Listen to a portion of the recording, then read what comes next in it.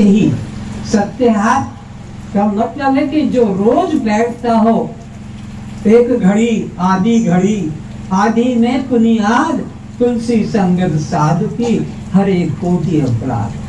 बस वो कहाँ रखा है अभी ख्याल भी नहीं आ रहा होगा। वो क्लास में जो अनुभव दर्पण दिया था वो कहाँ रखा है मालूम ही नहीं है। अगर निकालने को कहूँ तो ढूंढेंगे। कोई तो कहेगा वो पानी में खराब हो गया, कोई कहेगा वो चूहा कतर गया। ये रोज दक्षिणा देने के लिए है।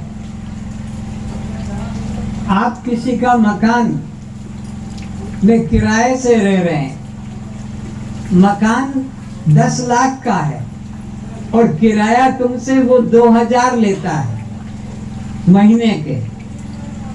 10 लाख का मकान, 2000 का महीने का किराया। अगर उसको नहीं दोगे तो वो मकान में रहने देगा? बोलो। 2000 मिलता जाता तो ठीक है, तुम बसे रहो, बने रहो, पर 2000 भी नहीं देंगे तो वो तुमको निकालेगा डंडा मार के, पुलिस को कह के, और बाहर कर देगा। 2000 किराया देते हैं, ठीक है। अब ये तुमको देव दुर्लभ परमात्मा ने जो जीवन दिया है 84 लाख योनियों के बाद में, इसको कितना किराया रोज देते हो?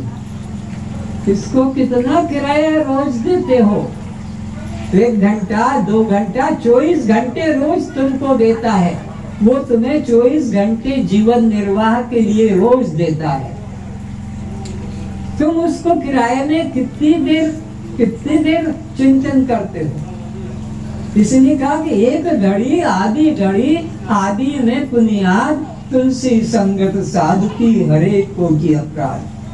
सोचो, ये भगवान को तुमने 24 घंटे में से अगर 2 घंटे भी किराया नहीं दिया, 2 घंटे बैठकर भगवान का चिंतन ध्यान करना है, पुस्तक नहीं पढ़ना है। पुस्तक तो तुम्हें प्रेरित करता है कि जाओ इधर, वो तो मार्गदर्शक है। मार्ग को जान लिया और वहीं बैठ गए माइलस्टोन के पास में, माइलस्टोन को पकड़कर बैठ गए। फिर हम संबलपुर या बारीपदा नाम, बड़ी जो भी वो लिखा है वहाँ पत्थर के ऊपर लिखा है कि कितना 15 किलोमीटर अंदाज, और बैठ गए वहीं तो पहुंच जाओगे। बोलो कब पहुंचोगे? जब बोलो चलेंगे तब पहुंचेंगे। तो ऐसे ही तुमने तो वो पुस्तक पढ़ के रख दी, भजन गा के रख दिया, तुमने चलने की बात ही नहीं की। तो उस प्रतिदिन नियम करके जितने लोग सुन रहे हैं, जहां तक भी आवाज जाती है, ये जान लो कि प्रतिदिन नियम करके 2 घंटा तुम्हें निकालना होगा। किस लिए? 24 घंटे का ब्याज चुकाने के लिए। परमात्मा 24 घंटे खर्चे को तुमको ये रोज दे रहा, ये अशर्फियां, ये डॉलर। एक श्वास की कीमत पूरे पृथ्वी की सामग्री दे दोगे तब भी नहीं चुकेगी। एक श्वास इतनी कीमती है, उसको तुम व्यर्थ की निंदा करने में, व्यर्थ की बातें करने में, व्यर्थ का विचार करने में, व्यर्थ की पढ़ाई में, न्यूज़पेपर पढ़ने में, वो न्यूज़पेपर के एक कॉलम पढ़ लेते हैं पलट कर। अपने घर का नहीं तो दूसरे से मंगा लेते हैं न्यूज़पेपर। अब 80 साल का, 70 साल का, 90 साल का बूढ़ा या 60 साल का ये न्यूज़पेपर पढ़ के क्या करेगा? आत्मचिंतन करने का समय नहीं इसके पास में, उसमें मन नहीं लगता है, ये संसार की व्यर्थ की बातों में लग जाता है। 5-10 रुपए का पेपर रोज मंगाता है। अरे वो 10-10 रुपए से एक गरीब आदमी का पेट भर जाता, एक आदमी को भोजन करा सकते थे। 10 रुपया पेपर का नष्ट न करके, मैगजीन का नष्ट न करके एक गरीब को खिलाते। तो हम इस तरह से समय नष्ट कर रहे हैं। आज से मनुष्य हो तुम अपने को मानते हो कि हम मनुष्य हैं और परमात्मा को भी मानते हो, और 24 घंटे वो तुम्हारे को ये जीवन दे रहा है श्वास का, अगर ये मानते हो तो आज से 2 घंटे का उसको ऋण चुकाना होगा। अगर ऋण नहीं चुकाओगे तो अगला जन्म कुत्ता, बिल्ली, सांप, चूहा, मेंढक, चील, गधा, घोड़ा, बाघ, भालू बनना पड़ेगा। बने क्योंकि तुमने उसकी संपत्ति का दुरुपयोग किया। ये देव दुर्लभ भगवान ने तुमको जीवन दिया जिसमें देवत्व तो नहीं लाए, देवत्व को अपने देवी संपदा को तो नहीं लाए, आसुरी संपदा को संग्रह कर दिया। आसुरी संपदा ये सब कुछ परमात्मा के अलावा तुम जो कुछ भी कर रहे हो सब आसुरी संपदा का संग्रह करो, सब असुर योनि के कहलाते हो। भगवान ने तो गीता में 17 अध्याय के 6 श्लोक में कहा कि जो मैंने नहीं कहा ऐसे कर्म में जो लगे हुए हैं ये लोग आसुरी संपदा वाले, इनको मैं आसुरी योनि में डाल दूंगा। भगवान कहते हैं मानव जीवन पाया और देवी संपदा का संग्रह नहीं किया, अपना सत्संग में जीवन नहीं लगाया, सद्गुरु के शरण में जाकर सत्संग में अपना जीवन नहीं लगाया, परमात्मा के लिए अपना जीवन नहीं लगाया, खेती बाड़ी, नौकरी, मकान, दुकान, फैक्ट्री, धनार्जन, बेटा बेटी, नाती नतनी, इसी के अंदर खुश हो रहे कि मेरा नाती, मेरी नातिनी, बता रही है मेरा नाती है, ये मेरी नातिनी है, खुशी हो रही है। अरे कुत्ते बनना पड़ेगा, सांप बनना पड़ेगा, गधा घोड़ा बनना पड़ेगा इनमें ममता करके, क्योंकि भगवान ने गीता में कहा है कि मरते समय जिसका चिंतन करते हुए प्राण छोड़ता है मैं उसको उसी योनि में डाल देता हूँ। योगी भरत जो भगवान के बिल्कुल नजदीक पहुंच रहा है, योगी भरत, और वो हिरण्य में आसक्ति हो गई मरते समय, तो 2 जन्म तक हरिण योनि में जन्म लेना पड़ा। योगी भरत को पशु बनना पड़ा हरिण योनि में। हरिण योनि में क्यों? कि हरिण का चिंतन था। तुम्हारा चिंतन नाती नतनी का होगा, मरोगे तो उसी का चिंतन से उसी योनि में जाना पड़ेगा। और तुम्हारा वो नाती नतनी या बेटा बेटी या पति पत्नी, तुम्हारा वो अपने कर्म को लेकर कुत्ता बनेगा, गधा बनेगा, घोड़ा बनेगा, और तुमने उसका चिंतन करते हुए और प्राण छोड़ा तो भगवान भी तुमको उसी योनि में डाल देगा। तो तुम क्या तैयारी कर रहे हो अपने अगले जन्म की? ये विचारो, तुम्हारी सारी चिंतन मनन इसी माया का चल रहा है, इसी संसार का चल रहा है, इसी परिवार का चल रहा है, इसी झूठे रिश्तों का चल रहा है, तो फिर तुमको आगे का रास्ता तो नहीं मिलेगा। इसलिए करोड़ों करोड़ों जन्मों के बाद बहुनाम जन्मनाम अन्ते ज्ञानवान माम प्रपद्यन्ते, अनंत अनंत जन्मों के भोगने के बाद ये जीवन मिला है। ये दुर्लभ होगा, फिर देखने को नहीं मिलेगा ये मनुष्य जीवन, क्योंकि फिर तो कुत्ते बन जाएंगे, गधा बनेंगे, घोड़ा बनेंगे, माखड़ बनेंगे, सांप चूहा बनेंगे, बिल्ली बाघ बनेंगे, क्योंकि ये और मिलने को नहीं है जो अभी मनुष्य शरीर मिला।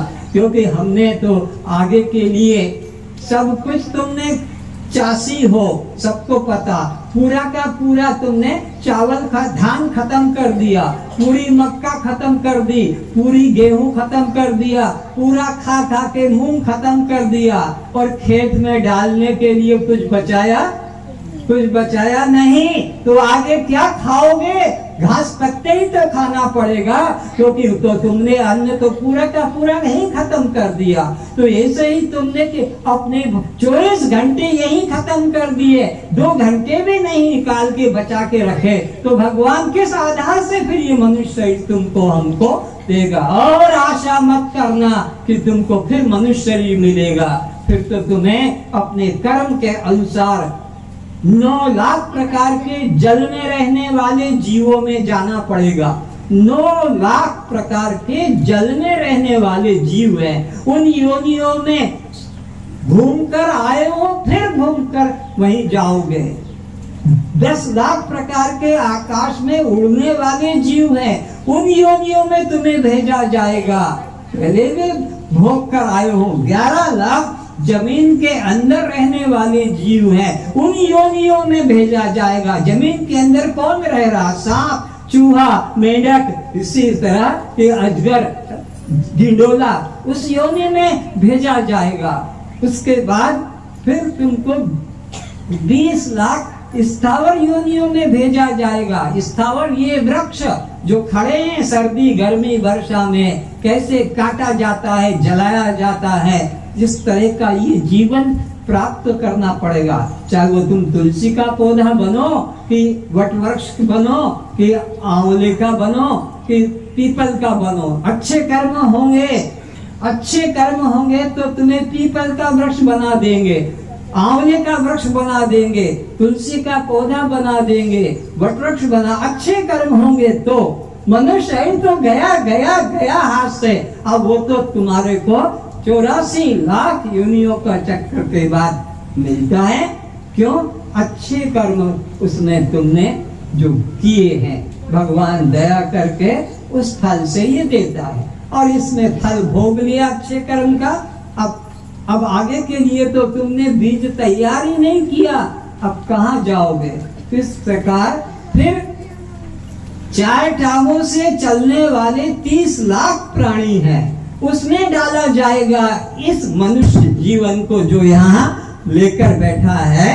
ये मनुष्य जीवन फिर उस योनि में पहुंचाया जाएगा। उसके बाद सीधा बैठ, सीधा बैठो, चुपचाप, ऐसा बैठो, ऐसा बैठो। तो ये उसके बाद 30 लाख पशुओं का जीवन तो देख लो। तुम्हारे घर पर ही तो गाय है, तुम्हारे घर पर ही तो बलद है, तुम्हारे घर पर ही तो कुत्ता है, तुम्हारे घर पर ही तो बिल्ली है, तुम्हारे इधर एरिया में तो माकड़ है। उनका क्या जीवन है, उनके जीवन की क्या सुरक्षा है? ये फिर तुमको इस योनि में आना पड़ेगा। उसके बाद 4 लाख प्रकार के यक्ष, किन्नर, राक्षस, देवी, देवता, भूत, प्रेत, पिशाचनी, डायनी, ये सब 4 लाख में आएंगे। तुम्हारे जैसे कर्म होंगे, डाकनी बना देगा, डाकू भूत बना देगा, प्रेत बना देगा, ये सब ये योनि है 84 लाख। तो जब तुम अपने जीवन के लिए कुछ बचाओगे नहीं तो इन्हीं योनि में जाना पड़ेगा। इसलिए अगर चाहते हो कि मेरा मनुष्य जीवन सार्थक हो, दया करके परमात्मा ने मुझे ये देव दुर्लभ योनि दी है, तो प्रतिदिन भगवान के लिए 2 घंटा मुझे निकालना ही है। पेट के लिए, जैसे धंधा के लिए तुम अपना काम करते हो, वैसे वो करो। ये पेट के लिए 22 घंटा तुमको संसार में लगाने को छूट दे रहे हैं भगवान। 22 घंटा संसार में खर्च कर लो जो करना है, पर 2 घंटे तो भगवान को ब्याज के रूप में चुकाओ।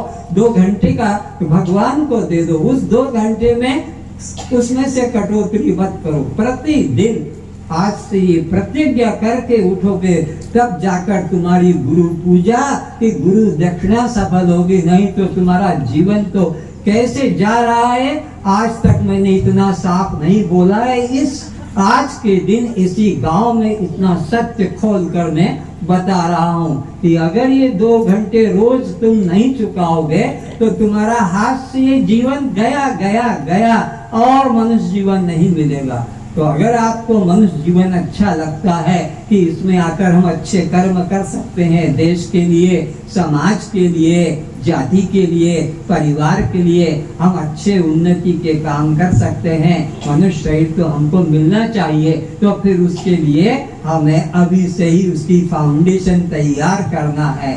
फाउंडेशन बन जाएगी तो महल बन जाएगा। तो 2 घंटे हमको परमात्मा के लिए देना है। 1 घंटा सुबह दे दो, 1 घंटा शाम को दे दो। मैं 2-2 घंटा भी नहीं बता रहा हूँ, एक साथ की 2 घंटा। विद्यार्थी अगर पढ़ रहे हैं तो वे भी कम से कम अपने लिए आधा घंटा दोनों टाइम जरूर करें। जो अभी छोटी उम्र के हैं, जो उन्होंने अपना नौकरी नहीं है या पढ़ाई कर रहे हैं या अभी शादी नहीं हुई है कि शादी हो, उनको भी आधा आधा घंटा परमात्मा, एक एक घंटा देंगे तो अच्छी बात है, उनकी उन्नति होगी अगले जन्म के लिए। लेकिन अगर तुमने मेरे को तो ट्यूशन जाना है, मेरे को तो नौकरी पे जाना, मेरे को तो टाइम नहीं मिलता है, तो ठीक है, तुम भगवान की संपत्ति को खर्च कर दो इधर, फिर अगले जन्म के लिए क्या तुम्हारे पास में बीज ही नहीं रहेगा तो कुछ नहीं मिलेगा। इसलिए आज से नियम करके रोज यहाँ से आज जाओगे तब भी घर पर 1 घंटा भगवान को दक्षिणा देना है या गुरु को दक्षिणा देना है। एक बार गुरु को दे दो, सुबह का गुरु को दे दो, रात का भगवान को दे दो। भगवान को सुबह का दे दो 1 घंटा तो 1 घंटा, क्योंकि गुरु और भगवान ये दो अलग अलग, ये दोनों एक है। उधर का हाथ पकड़ लिया तो भी कल्याण है, गुरु का हाथ पकड़ लिया तो भी कल्याण है, भगवान का हाथ पकड़ लिया तो भी कल्याण है, और गुरु का पकड़ लिया। ये 2 हाथ हैं, एक भगवान का हाथ है और एक गुरु का हाथ है। इस हाथ को पकड़ लिया तब भी कल्याण है, और इस हाथ को पकड़ लिया, भगवान के ही दोनों हाथ हैं। तो इस प्रकार से आज से ही ये करना, ये मत सोचो कल से शुरू करूंगा, यही तो पुरानी आदत है, अगले महीने से करेंगे, अगले साल से करेंगे, इस साल नहीं अगले साल करेंगे, इस क्लास में नहीं बैठेंगे, वो जो क्लास होगी उसमें बैठ जाएंगे। ये क्लास का भी आगे आगे विचार करते थे, अरे काल करे सो आज कर, आज करे सो अब, ये पल में प्रलय होएगा, फिर करेगा कब, ये श्वास निकल जाएगी तब फिर क्या कर सकेगा। इसलिए एक एक श्वास को व्यर्थ मत करो। हम कैसे कुछ पैसा खर्च करते तो सोच समझ कर, ये जरूरी है तो ये खरीदते, ये जरूरी है तो ये खरीद लेते हैं, नहीं तो जरूरी है नहीं। तो ऐसे ही अपनी श्वास को जरूरी है तो बोलो, जरूरी नहीं तो मत बोलो। 2 बार कोई पूछे तो 1 बार जवाब दो, 2 बार पूछने से 1 बार जवाब दो। तुम बोली जा रहे हो, बोली जा रहे हो, बकर बकर बकर मेंढक की तरह, वो पूछ नहीं रहा, तब भी कुछ न कुछ कहानी, कोई किस्सा, कोई इधर उधर की, कोई पिक्चर की बात, यहाँ की किसी दूसरे के केस, वो लड़का वो लड़की लेके भाग गया कि वो उसके घर में वो ऐसा हुआ। तुमको यहाँ बैठे बैठे वो चर्चा करने में आता है। तुम दूसरों की बुराई देखोगे तो तुम्हारी बुराई को कौन धोएगा? तुमको तो अपनी बुराई धोना है, अपना मैल साफ करना है। इसलिए कहा कि बुरा जो देखन में चला, बुरा न दिखा कोई, जो दिल खोजा अपना, मुझसे बुरा न कोई। अरे दूसरों में बुराई मत देखो कि वो बदमाश, वो ऐसा वो ऐसा, तू कैसा है ये देख। ये जब 1 अंगली उधर जाती है तो ये 3 अंगली तुम्हारे तरफ आ जाती है कि तू तो 3 गुना उससे ज्यादा बुरा है। इसलिए किसी के बुरा मत कहो, अपने में बुराई भरी। तो आज से नियम करेंगे कि प्रतिदिन हम 1 घंटा सुबह और 1 घंटा शाम, तो तुम्हारी पूजा सार्थक हो गई, तुम्हारा आना सार्थक हो गया। और अगर ये तुमने संकल्प नहीं किया, भाई ये तो बड़ा मुश्किल है, 1 घंटा सुबह कैसे लगाएंगे? अरे 24 घंटे वो भगवान दे रहा है, तो उसी के निमित्त से हम 2 घंटा नहीं निकाल पाएंगे, और 22 घंटा हमको वो दे रहा है। संसार में काम करो जो भी कर, 22 घंटे की इधर इतना छूट और ये 2 घंटे इतने हम कृपण, ठीक है। फिर अगला जन्म तो इसको नहीं पाओगे, फिर अगला जन्म नहीं पाओगे।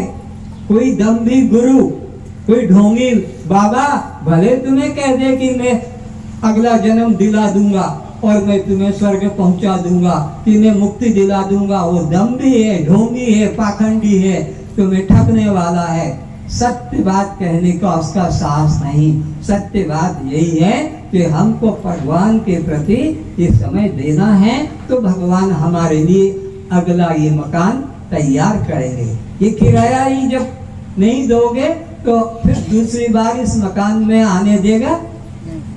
सोचो, ये संसारी दृष्टांत से समझ जाओ कि अगर हम किसी की वस्तु ले रहे हैं और उसको, किसी की गाड़ी चला रहे हो और तुम ड्राइवर हो, या बैंक से लोन ले लिया है और अब उसको हम 10,000 महीने का नहीं देंगे और अपना मौज शौक के मकान बना लेंगे, अच्छा बढ़िया खाना पीना कर लेंगे, बैंक से लोन ले लिया तो वो बैंक वाला तुम्हारी वो गाड़ी को जब्त कर लेगा, जब्त करके तुम्हें अरेस्ट भी, बंद भी करा देगा। अरे उसने तुमको 5 लाख के 8 लाख की गाड़ी दी है और 8,000 महीना की 10,000 महीना तुम्हें लोन चुकाना है, और वो लोन नहीं चुकाओगे तो गाड़ी पर तुम्हारा अधिकार रहेगा, तुम्हें गाड़ी का अधिकार नहीं मिलेगा। तो ये भी इसी प्रकार सोचो, इस पर अधिकार तुम्हारा कब रहेगा, जब उसको चुकाते रहो 2-2 हजार रोज के श्वास, 1 घंटा इधर 1 घंटा उधर। और अगर तुम ये नहीं दोगे तो फिर मुझे तो कष्ट हो रहा है कि तुमको ये जीवन फिर नहीं मिलेगा, मुझको भी ये जीवन नहीं मिलेगा अगर मैं इसका उपयोग संसार के कामों में लगा दूं, आपकी सेवा में न लगाऊं, परमात्मा की सेवा में न लगाऊं। मैं छोटे से छोटे गांव में खुशी से जाता हूं क्योंकि मेरा जीवन का उपयोग हो रहा है। अगर आप नहीं बुलाते तो ये मेरा इतना समय ऐसे ही संसार में जाता। तो अगर मैं भी नहीं लगाऊंगा तो मुझे भी ये जीवन नहीं मिलेगा। इसलिए मैं प्रतिदिन इसी में लगा रहता हूँ, सुबह से रात्रि तक। मेरे को कभी तुम खाली नहीं पाओगे। या तो ग्रंथ लिखता रहता हूँ या केवल सत्संग में समय देता हूँ। तो अब थोड़े से में समझे, हम 3 प्रकार के कर्मों से बने हुए हैं। हम सब जीव 3 कर्मों से बने हैं। उनका नाम है संचित कर्म, प्रारब्ध कर्म और क्रियमाण कर्म। विषय पर ध्यान देना। पहले तो प्रतिज्ञा करके हाथ उठाना कि आज से मैं 2 घंटा प्रतिदिन परमात्मा के चिंतन में दूंगा। वे लोग हाथ उठा के बताएं। ठीक है, इन सभी के चरणों में मेरा फिर से शत नमन, कोटि कोटि मेरा प्रणाम, जिन्होंने अपने मनुष्यता की रिजर्वेशन के लिए बुकिंग करा लिया। एक मनुष्य जीवन की रिजर्वेशन की बुकिंग हो गई। किनकी?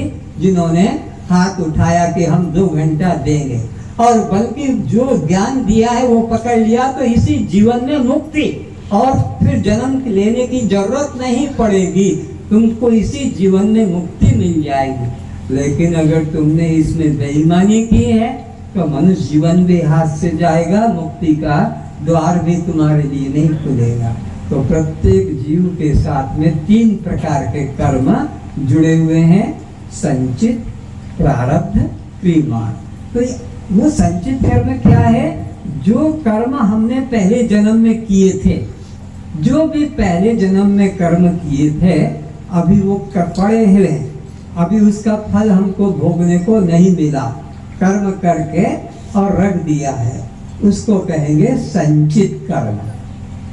जैसे जमीन में हमने कदली का गच्छ, आम का गच्छ या पेड़ लगा दिया, अब वो लगा दिया, उसका समय कोई 2 साल का, कोई 5 साल का, फल देगा पर उसका इंतजार करना पड़ेगा। अगर बैंगन और लंका लगा दोगे तो वो टमाटर तो 2-4 महीने में ही उसका समझ में आ गया ना कि जिसका जैसा बीज का संस्कार होगा उतने में वो फल देगा। तो ये जो हम कर्म कर चुके हैं और फल भोगने को मिला, उनको कहते हैं संचित कर्म। और समझो, पेट में बच्चा आ गया, शादी हो गई है और पेट में बच्चा आ गया, ये मालूम पड़ गया गृहिणी को कि मासिक धर्म बंद हो, ये किसी का पाप साथ में आ गया है जो घंटी बज रही है, तो समझना मासिक धर्म बंद हो गया। पर वो बच्चा आज ही निकलेगा? कितना समय लगेगा? 9 महीना। तो हमारा पहले जन्म का जो बीज पड़ा था उसका जब समय आएगा तो वो पकेगा। तो अभी ये जो यहाँ बैठा है, जिनका समय आ गया था, पक गए पिछले जन्म के तुम्हारे कर्म, और यहाँ आकर बैठे। पिछले जन्म के आधार पर तुम यहाँ हो। इस जन्म के कर्म के आधार से तुम नहीं हो। इस जन्म के कर्म तो तुम्हें आगे के लिए मौका देंगे। अभी किसान बोएगा वो आगे काटेगा, पर अभी जो काट रहा है वो पिछला बोया। समझ में आ रहा ना? पीछे बोया वो आज काटेगा, आज बोया वो आगे काटेगा। तो ये जो अभी हम यहाँ बैठे हैं, ये प्रारब्ध कर्म, ये प्रारब्ध कर्म। तो देखो, एक ही घर की 2 भाई की 2 बहनें, एक तो राजा महाराजा बना है और एक मजदूरी कर रहा है। एक सेठानी बन गई तो एक नौकरानी बन गई। ये क्यों ऐसा हुआ? एक ही घर में एक ही माँ बाप की संतान अलग अलग क्यों? उनका जैसा जैसा कर्म था ऐसा ऐसा मौका मिला। अभी यहाँ पर एक व्यक्ति काम करता है 30 दिन, 30,000 मिलता है। एक दिन का 1,000, 30 दिन का 30,000। इसको 20 दिन काम मिला, 20,000 मिला। इसको 10 दिन काम मिला, 10,000 मिला।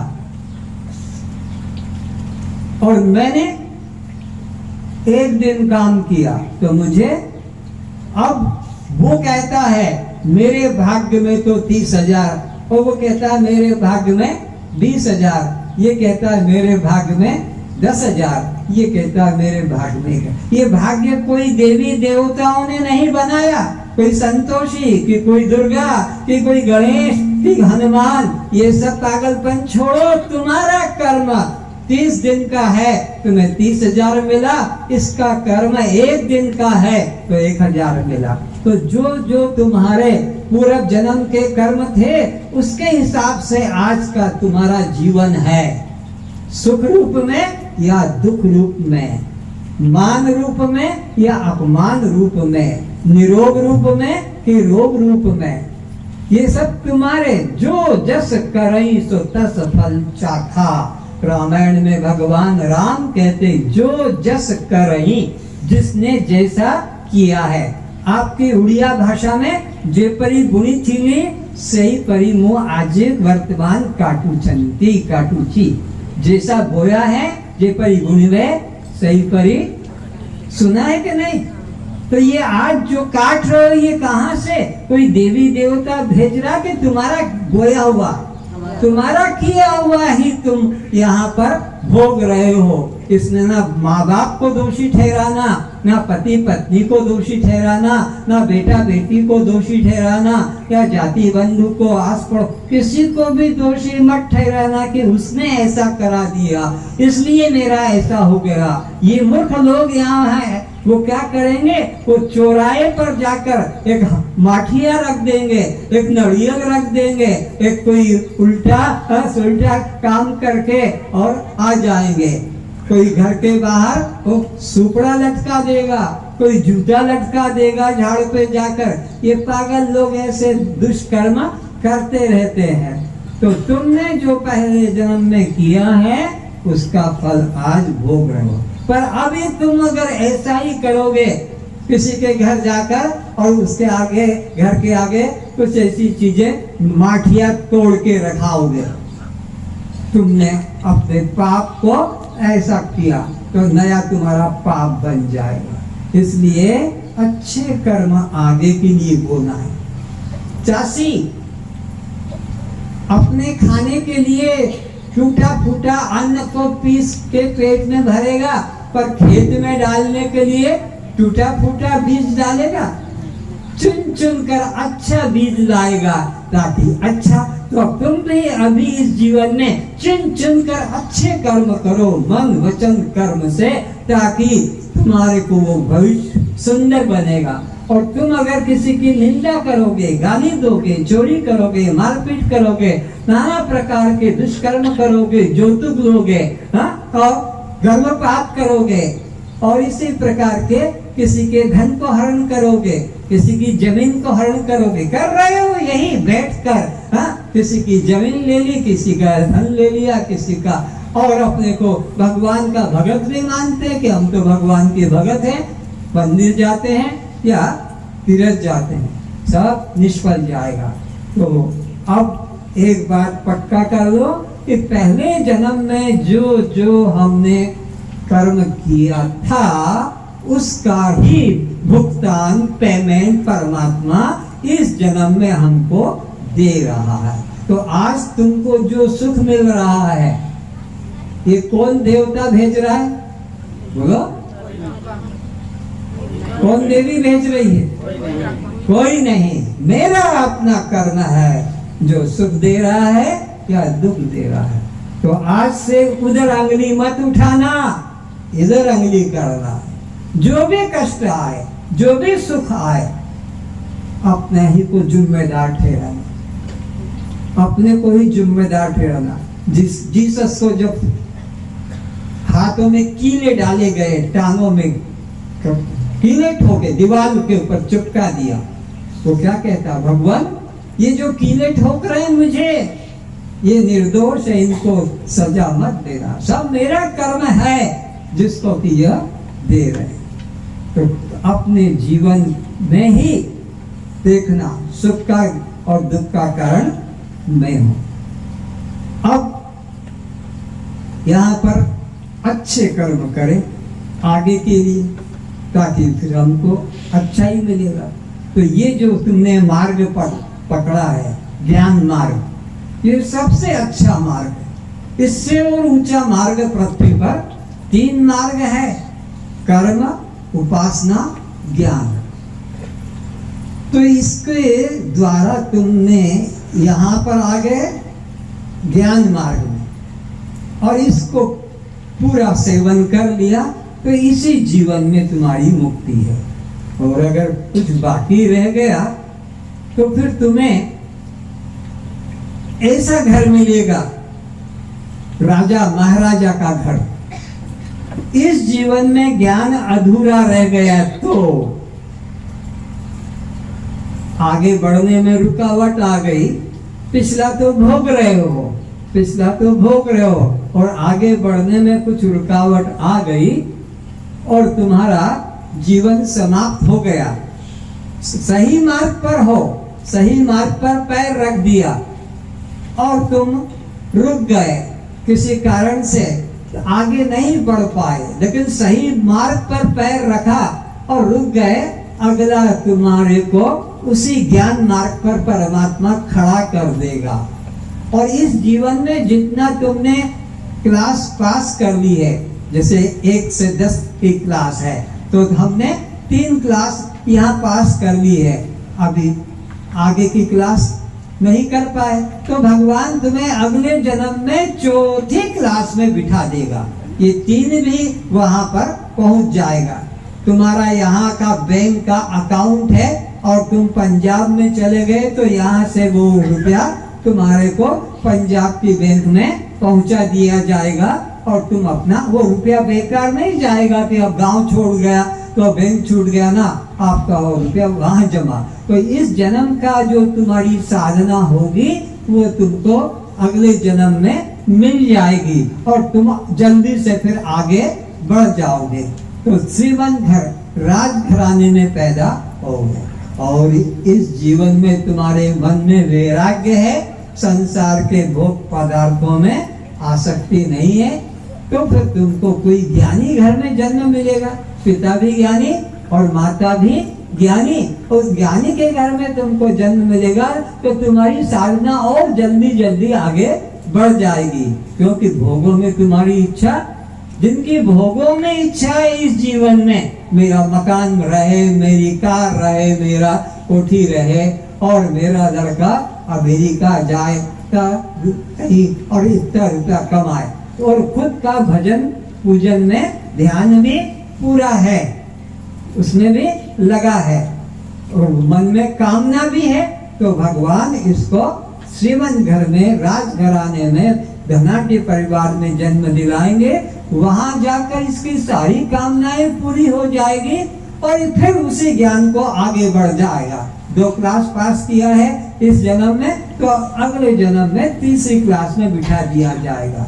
तो इस प्रकार ये भगवान ने प्रतिज्ञा की है गीता के 6 अध्याय के 42, 43, 44 श्लोकों में पूरा साफ साफ हिसाब कर दिया है कि वो उसकी भक्ति व्यर्थ नहीं जाएगी। तो संचित कर्म से निकल कर आया है ये जीवन, इसमें जो भी मिल रहा है हमें क्या करना है, उसके लिए अपने को जिम्मेदार डालना है। आज से पक्का करो कि मैं किसी की तरफ ऐसे अंगुली उठाकर नहीं कहूंगा कि उसने एक्सीडेंट करा दिया, उसने मेरा चोरी करा दी, उसने मेरा पति मरवा दिया, कि बेटा ना ना, कोई किसी का किंचित भी नहीं करता है। और जो सोचता है कि उसने कराया तो ये नया पाप हो गया, उसका ही नया पाप उसने संग्रह कर लिया, उसका पाप उसको खुद को ही भोगना पड़ेगा। इसलिए किसी पर अंगुली मत उठाना। आज से, अभी से हर कर्म का जिम्मेदार तुम हो, अच्छा कि बुरा। तो सुख आता है कौन भेज रहा है?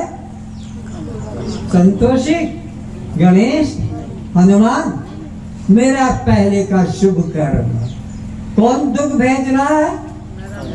बोलो, मेरा पहले का किया पाप कर्म। कोई, भगवान तो समदर्शी है, भगवान तो समदर्शी। वो क्यों किसी को अंधा बनाएगा, वो क्यों किसी को लंगड़ा लूला बनाएगा, वो क्यों किसी को गरीब बनाएगा, वो क्यों किसी को अमीर बनाएगा, वो क्यों किसी को सुंदर बनाएगा, वो क्यों किसी को असुंदर बनाएगा, वो क्यों किसी को काला और क्यों किसी को गोरा बनाएगा, क्यों किसी को औरत बनाएगा, क्यों किसी को आदमी बनाएगा और क्यों किसी को वह नपुंसक बनाएगा। निजकृत कर्म, अपने अपने किए हुए कर्मों का फल वो भोगता है। तो इस तरह से पूरे पिछले कर्मों का आज हम भोग रहे हैं और अब जो कर रहे हैं उसको हम, बोलो, ये आगे की तैयारी कर रहे हो। आज जो तुम कर्म कर रहे हो ये अगले जन्म में तुमको इसको भोगना पड़ेगा। तो ये प्रारब्ध कर्म कितने हैं हमारे, गणित करना मुश्किल होगा। एक एक व्यक्ति जो बैठा है 100 अगले जन्म का संग्रह करके ले जा रहा है। जैसे एक किसान 10 केजी अपने खेत में डालता है तो ये 10 केजी बनेगा कि 100 केजी बढ़ेगा ना, 10 टाइम्स मोर, जितना भी बढ़ेगा। तो एक एक जीवन में जो हम यहाँ कर्म करते हैं आगे 100 जन्मों तक इसका हमें फल भोगना पड़ेगा। एक जीवन लाते हो, एक भोगने के लिए एक जन्म का लेकर आते हो, भोगने के लिए एक जन्म का लाए और कमा के ले गए 100 जन्मों का, फिर भोगने के लिए एक लेकर आए हो एक जन्म और 100 जन्म का फिर ले गए।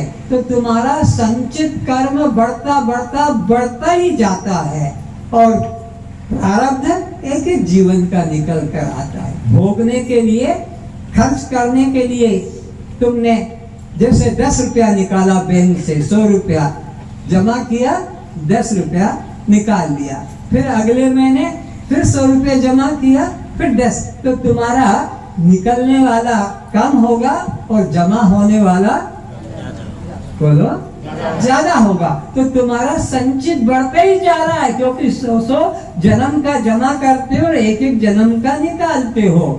तो पृथ्वी के मिट्टी के कण गिन सकते हो, मुश्किल है बालू रेती की कण, सारी नदी, सारे समुद्र की एक एक बालू को गिन सकते हो, मुश्किल है। फिर भी जीव का संचित कर्म नहीं गिना जा सकता। जीव के संचित कर्म जो यहाँ बैठे हैं छोटे से बड़े तक,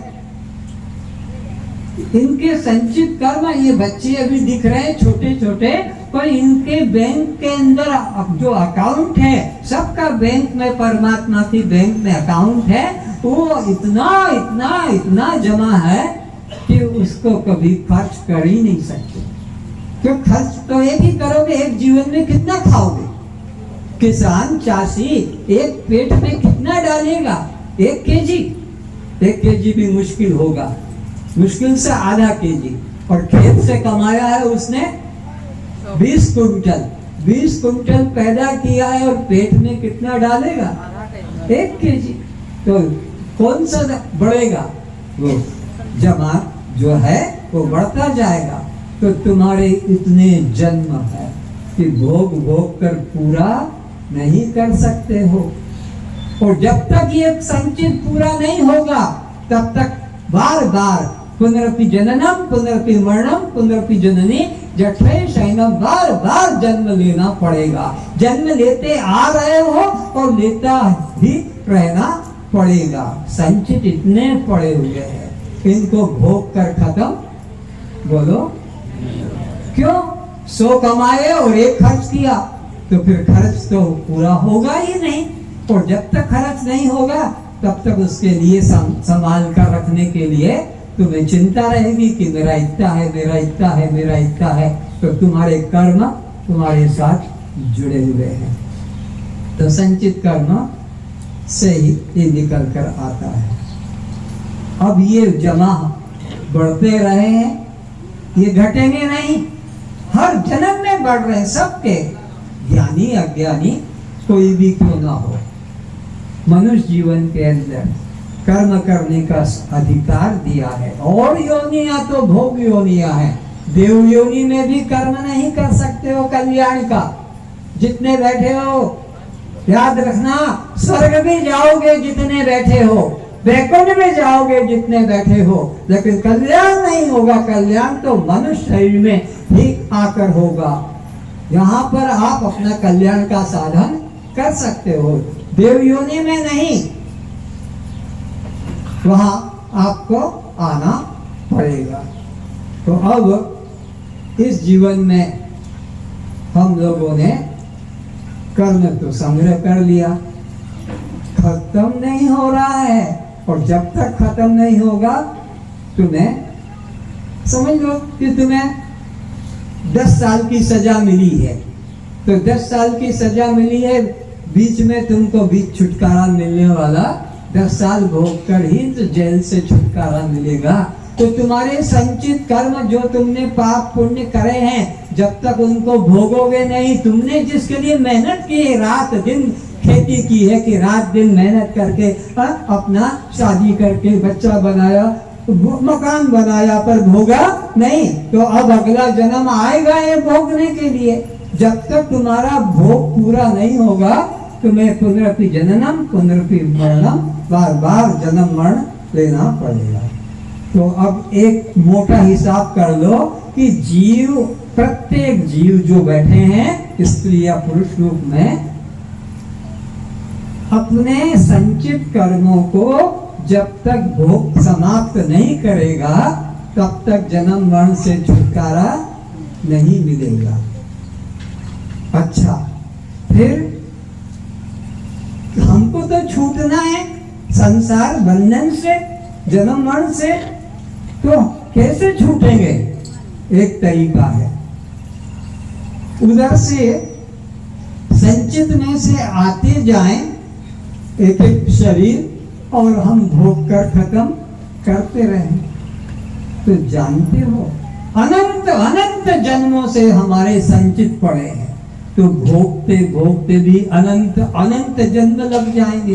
क्योंकि भोगने को तो एक ही जीवन मिलता है, कमाने को 100 जन्म का ले लेते हैं, भोगने का एक ही मिला, ये एक ही तो है। इस जीवन में एक ही जन्म का तो आप भोग भोगोगे, इस शरीर में बैठ के 100 जन्म का भोग सकोगे?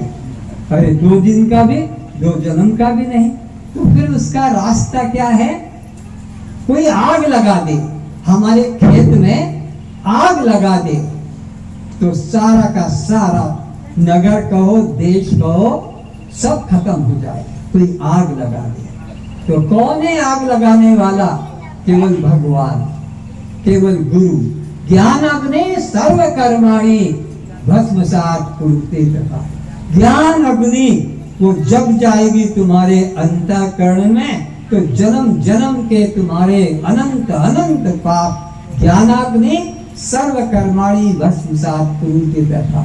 भगवान ने प्रतिज्ञा की है, हे अर्जुन, कोई कितना दुराचारी, कोई कितना पापी विश्व में हो, उससे ज्यादा भी पाप करके कोई मेरे पास अकेला आ जाए, दुनिया में जितना पाप हो रहा है उससे भी ज्यादा पाप करके कोई एक व्यक्ति मेरे पास आएगा, मैं उसको अपनी ज्ञान नौका में बिठाकर भव सागर से पार कर दूंगा।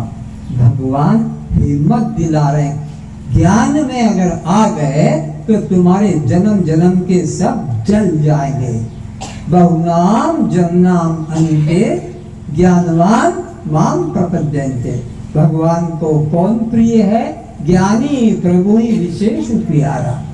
जैसे 4 बेटे हैं, ये बेटा तो मेरा प्राण प्यारा है, यानी उस पे बाप की ज्यादा प्यार है, क्योंकि पिता की बहुत सेवा करता, पिता की हर बात को मानता है। तो 4 बच्चों में से एक बच्चा जो पिता की सेवा, पिता से प्यार करता है, तो पिता को प्यारा। तो ऐसे ही 4 भगत है, आर्त, अर्थार्थी, जिज्ञासु और ज्ञानी। भगवान कहते हैं आर्त भी भगत है, अर्थार्थी भी भगत है, जिज्ञासु भी भगत है, पर ज्ञानी तो मेरी आत्मा है। ज्ञानी को तो इसलिए कहते ज्ञानी प्रभु ही विशेष प्यारा, वो तुमको अपना प्राण ही समझता है। तो अब ज्ञान अग्नि जल गई, सब खत्म हो जाएगा और जन्म लेना नहीं पड़ेगा। अगर तुमने कर्म कर दिया कि मैंने ये मकान बनाया है, मैंने ये खेती की है, मैंने यह बच्चा पैदा किया है, तो ये कर्म बन गया। फिर ये कर्म बन गया, तुम्हें जन्म लेना पड़ेगा। तुम कोई कर्म में कर्तापन का भाव मत रखो। भगवान कहते हैं कर्म करेंगे हाथ से, कर्म करोगे पैर से, देखोगे आंखों से, सुनोगे कान से, बोलोगे वाणी से, पर तुम अपराध क्या करते हो? मैं चल के आया हूँ, मैंने पकड़ा है, मैंने देखा है, मैंने सुना है, मैंने कहा, ये तुम्हारा कर्तापन जुड़ गया, मैं भाव जुड़ गया, ये नया कर्म बन जाएगा। इसलिए भगवान करा रहे हैं ये शरीर भगवान के आधार से। जैसे वो ड्राइवर स्टीयरिंग पकड़ के घुमाता है, गाड़ी उधर घूम जाती है, तो अपना जीवन नौका भगवान के हाथ में दे दो। और क्या भगवान देख रहे हैं मेरे हर कर्म को, भगवान देख। कहीं भी जाओ, ध्यान से सुनो, कहीं भी जाओ, सोचो भगवान मेरे साथ चल रहे हैं, भगवान मेरे साथ, तो डर नहीं रहेगा। और दूसरा, पाप कर्म करने का साहस नहीं होगा, क्योंकि भगवान मेरे साथ चल रहे हैं। भगवान घर में नहीं, भगवान मंदिर में नहीं, भगवान तीर्थ नहीं, भगवान ईश्वर सर्वभूतानाम हृदयेश अर्जुन तिष्ठति, सबके हृदय में बैठे हैं परमात्मा। तो ये भाव हमारा रहने से क्या होगा कि हम निर्भय हो जाएंगे। हमें भय नहीं कि भगवान साथ में है और हमसे कोई गलत काम होगा नहीं, कि वो तो देख रहे हैं, वो तो देख। कोई बेटा अपने बाप के सामने दुष्कर्म करेगा? अरे मेरा बाप देख रहा है। तो जैसे हम संसार, ऐसे परमात्मा हमारा वो अंदर बैठा है। तो अब कौन सी जगह जहां हम छिपकर और कर्म करेंगे? इसलिए परमात्मा को अपने सदा हृदय, उसी की शक्ति से तो आंख देख रही है, उसी की शक्ति से कान सुन रहे हैं, उसी की शक्ति से पैर, उसी की शक्ति से हाथ खींच रहे हैं। और अब आदमी मर गया, हाथ तो है, टांग तो है, आंख तो है उसके पास, जो मर गया, कान तो है, वाणी तो है, वो बोलेगा, सुनेगा? जो मर गया वो सुनेगा, चलेगा? बोलो, चल पाएगा? इतनी बुद्धू है, नहीं बता पाएगी। अरे मुर्दा चल पाएगा? उठ पाएगा? अरे सर तो हिला दे पशु की तरह, आगे पीछे कहीं तो बोल। जो मर गया है, जिसकी जान निकल गई, वो चलेगा नहीं, अब भूल गई। नहीं, क्योंकि बदमाशी करो है इधर के, तू इधर बैठ, इधर हो जाए, तू उधर हो जाए, उधर उधर। तो पर विचारो कि वो चेतन हमारे अंदर है, परमात्मा चेतन हमारे अंदर है, मुर्दे में हम में यही अंतर है। सब इंद्रियां उसके पास है, लेकिन वो कुछ भी काम नहीं कर रहा है और हमारे अंदर। तो परमात्मा को सदा साथ रखो तो बहुत कल्याणी कल्याण है। परमात्मा तुम्हें छोड़ेगा नहीं और परमात्मा अपने धाम में ले जाएगा। तो ज्ञान अग्नि की बात है, ज्ञान अग्नि हमारे सब कर्मों को भस्म कर देगी। और नूतन कर्म नहीं रहेगा तो जन्म फिर कैसे मिलेगा? फिर जन्म नहीं मिलेगा। जन्म उनको ही मिलेगा जिनके कर्म बाकी रहेंगे। कर्म बाकी रहेंगे, भगवान ने तो सबको आग लगा दी। हाँ, भगवान ने तो आग लगा दी, उसके बाद में तुमने कर्म शुरू कर दिया, ये मैंने किया, ये मेरा काम है, ये मेरा है, ये मेरी है, बस फिर वो नए कर्म बन जाए। इसलिए अपने मन में कर्तापन का भाव मत लाओ। जो कर्म हो रहा है परमात्मा की प्रेरणा से, परमात्मा की शक्ति से, और शुभ कर्म होगा। परमात्मा गलत कर्म करने की प्रेरणा, अशुभ कर्म करने की प्रेरणा देगा? कोई बाप अपने बेटे को गलत प्रेरणा नहीं देगा। तो परमात्मा मेरे अंदर बैठा है और उसकी कृपा से काम हो रहा है। आज का विषय मैं यहीं पर विराम दूं। आप लोगों ने बहुत ध्यान से, बहुत प्रेम से, एकाग्रता सुना है, इसके लिए सबके चरणों में मेरा फिर प्रणाम है। क्योंकि ये एकाग्रता से सुना है तो अंदर उतरेगा। और जो इधर देख रहा, उधर देख रहा, बीच में बातें भी कर रहा, इधर भाग रहा, उधर भाग रहा, उसके अंदर वो विषय ग्रहण नहीं होगा। तो आज सब लोगों ने ईमानदारी से प्रतिज्ञा की है कि हम 2 घंटे प्रतिदिन परमात्मा के लिए देंगे। चाहे गुरु दक्षिणा कह दो कि परमात्मा को भेंट, क्योंकि उसने देव दुर्लभ योनि हमें दी है, देवताओं को दुर्लभ वो हमें मिला है। तो ये हमें विचार रखना है मन के अंदर। और सत्संग करना है तो पुस्तक पढ़कर आपको एक आपके लिए बनाया है। जो नए विद्यार्थी हैं उनको गुरु दक्षिणा का एक कागज दिया जाएगा। उसमें लिखा है कैसे हम गुरु दक्षिणा चुकाएंगे। और ध्यान से सुनो। और एक तुमको गुरु स्वरूप गीता एक दी जाएगी। स्वरूप गीता उड़िया भाषा में भी है और हिंदी भाषा में भी है। स्वरूप गीता तुम्हारी गीता, जैसे अर्जुन गीता, शिव गीता, राम गीता, उद्धव गीता, ये गीता ऐसे तुम्हारी गीता बना दी है। सारे वेद उपनिषदों का सार उसमें है।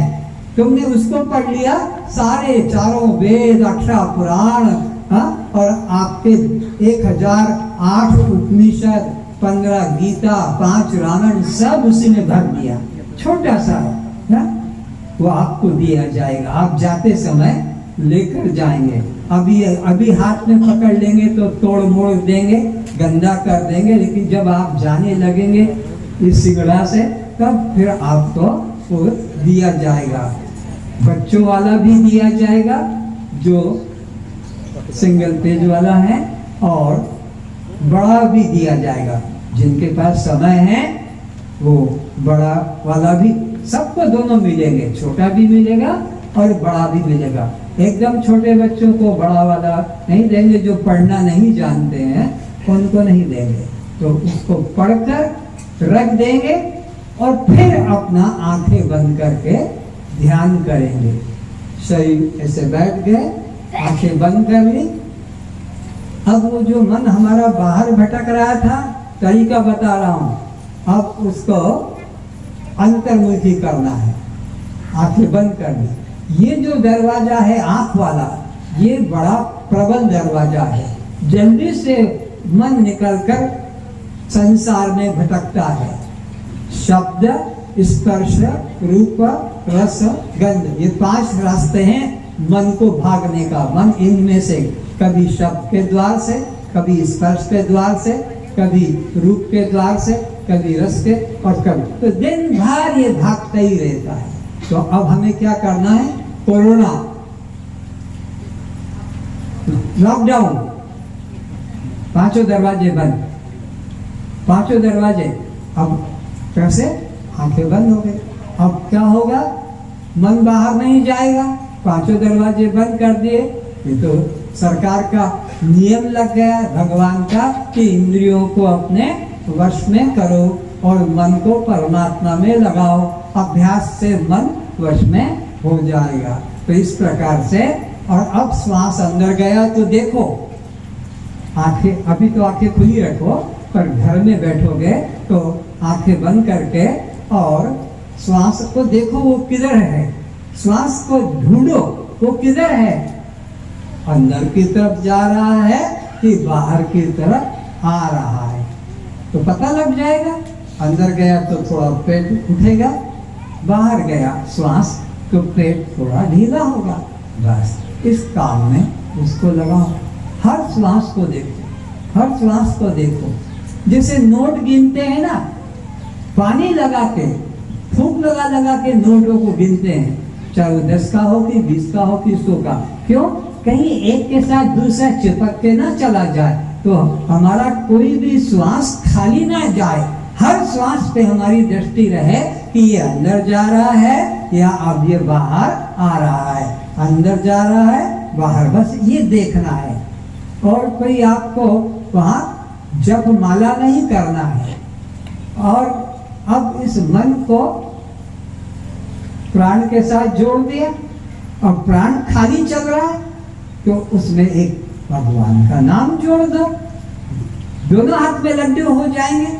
मन भी वश में हो गया, संसार से इधर आ गया, और ये प्राण के साथ में एक कोई भी, या तो ओम या राम या शिव या सोहम, कोई भी जिसमें मन आए। अंदर गया तो राम और बाहर आया तो राम, अंदर आया तो सो, बाहर आया तो हम, अंदर आया तो शिव, बाहर, कोई भी जिसमें मन लगे, एक में मन जोड़ दो।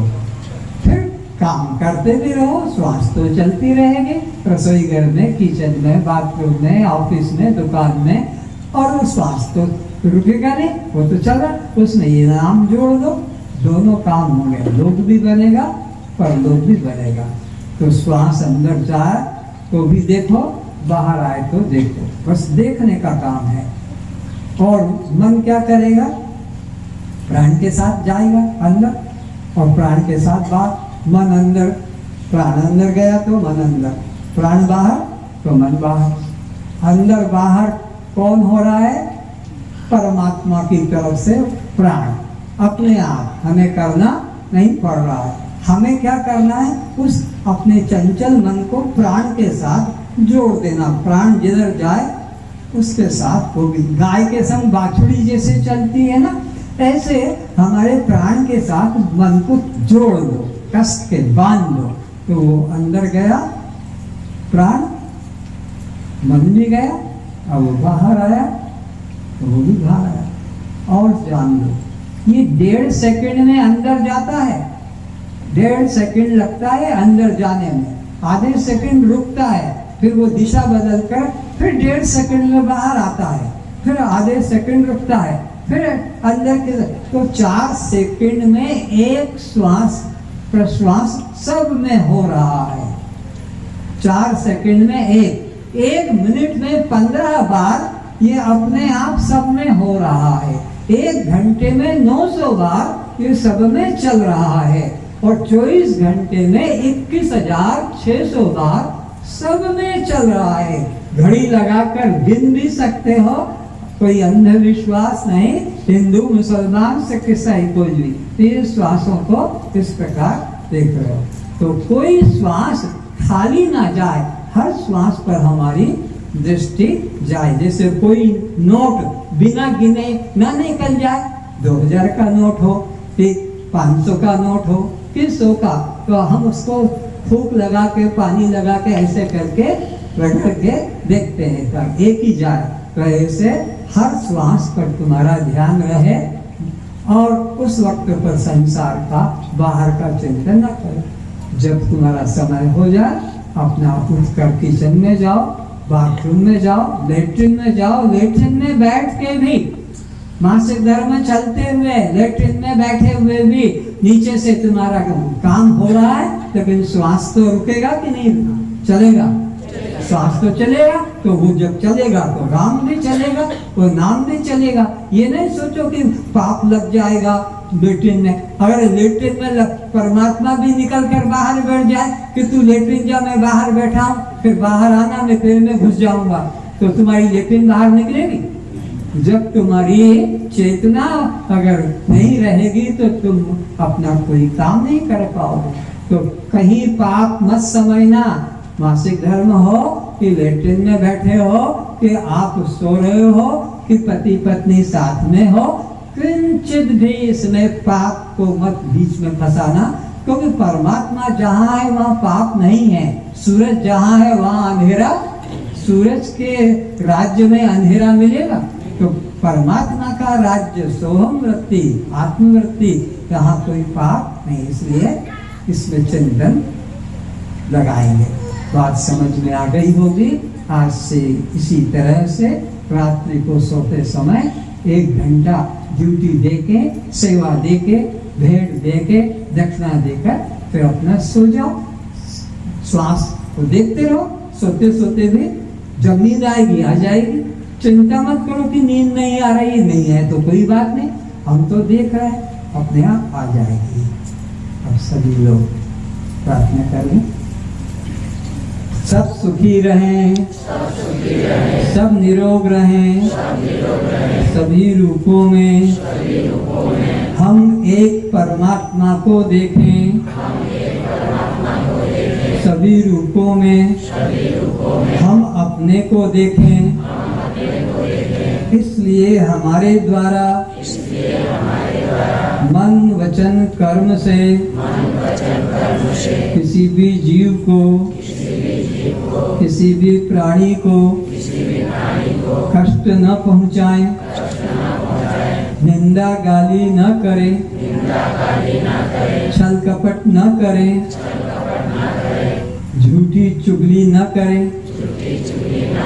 वैर भाव न करें, जोतुक न लें, गर्भपात न करें,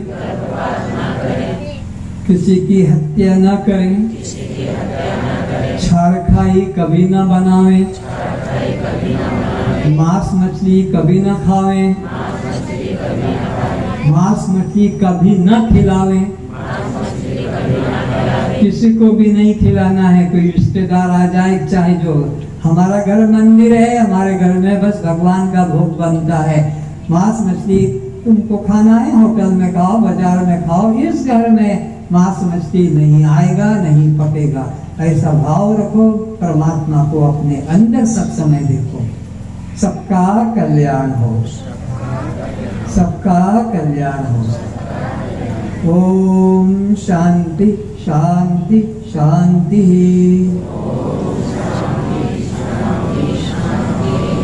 सभी विभिन्न क्षेत्रों से पधारे हुए आत्मनिष्ठों का, भगवत भक्तों का मैं बहुत आभारी हूँ। सबके चरणों में फिर प्रणाम करता हूँ। मुझसे जो कुछ भी भूल गलती हो गई हो उसे क्षमा करें।